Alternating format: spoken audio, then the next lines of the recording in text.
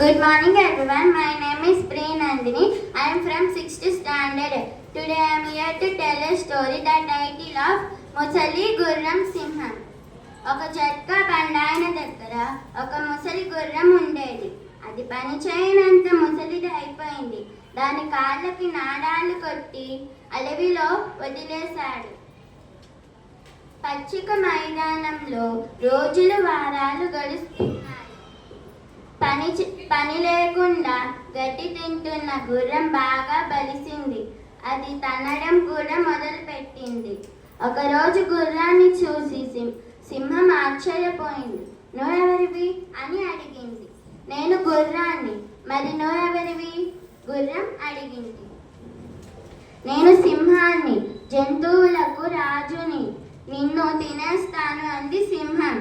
నన్ను తినడానికి నీకు చాలా బలం కావాలంది గుర్రం.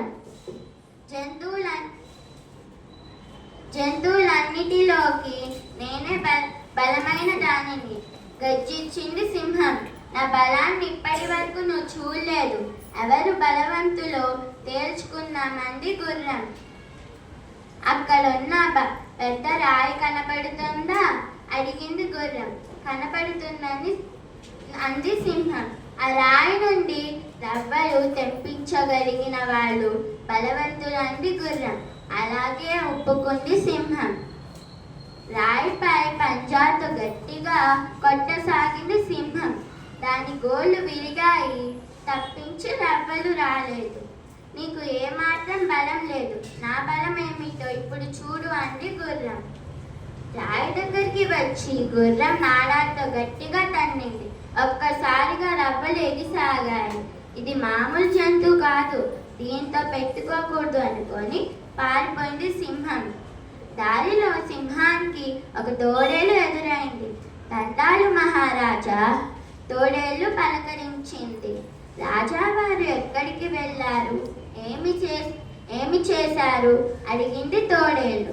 ఇప్పుడే అన్నిటికంటే కన్నా బలమైన జంతువును చూశాను చెప్పింది సింహం.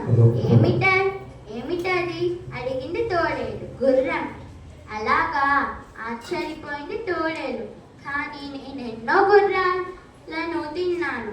ఇది అసాధ్యం. సింహం కోపంగా అరిచింది. అలాగైతే నాతో రండి మహారాజా, దాని అంత చూస్తాను అంది తోడేలు. నాకు భయంగా ఉంది. మన తోకలు ముడి వేసుకొని వెళ్దామా అంది సింహం. గుర్రాన్ని వెతుకుతూ సింహం తోడేలు బయలుదేరారు. తోకలు ముడి వేసుకొని వస్తున్న తోడేలు సింహాన్ని గుర్రం చూసింది. దానికి వెంటనే ఒక ఉపాయం తట్టింది. నాకు ఇచ్చిన మాట ప్రకారం సింహాన్ని తీసుకొచ్చావు తోడేలు బాబా అంది గుర్రం. తోడేలు గుర్రం కలిసి నన్ను మోసం చేశాయనుకుంది సింహం. వెంటనే వెనక్కి తిరిగి పరిగెత్తసాగింది. తోకలు కట్టి ఉండడం వల్ల తోడేలను ఈడ్చుకుంటూ వెళ్ళింది.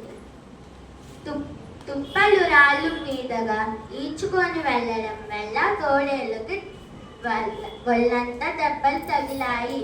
సింహం మళ్ళీ ఆ వైపుకి రాకపోవడంతో గుర్రం హాయిగా ఉంది. ధన్యవాదాలు.